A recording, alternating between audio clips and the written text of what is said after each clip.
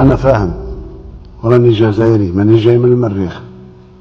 الجزائر بدات تتمس وتمست وفقدت التوازن تاعها، وكانت عرضة لكل الرياح.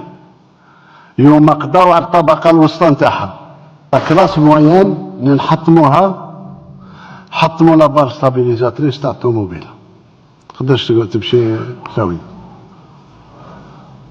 كسروا المعلمين، كسروا الموظفين، كسروا هذه، كسر هذه، كسر هذه، تصبح فيه طبقة تاع البؤس والطبقة الكافرة بنعمة الله.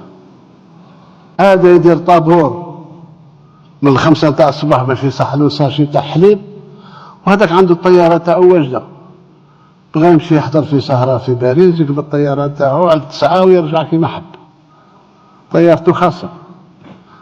هذه الجزائر اللي خلوها لنا قنبلة مؤقتة، لكن الله رحيم وشاف في هذه البلاد، وشاف الشهداء والدماء الزكية اللي سالت في هذه البلاد ونقذ هذه البلاد. ذاك علاش انا لما نقول الحراك المبارك ما نافقش، وعي تاع المواطنين بالاخص الشباب لتغيير الاوضاع، لنا في التغيير، واللي يجوا من بعدنا يزيدوا يكملوا، والرقابه تكون عليهم كما علينا احنا، يبقى كشف.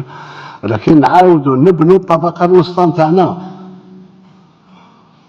الطبقه الوسطى نتاع المعلمين والاساتذه والاطباء والموظفين الى اخره. بقات هذيك تكسرت.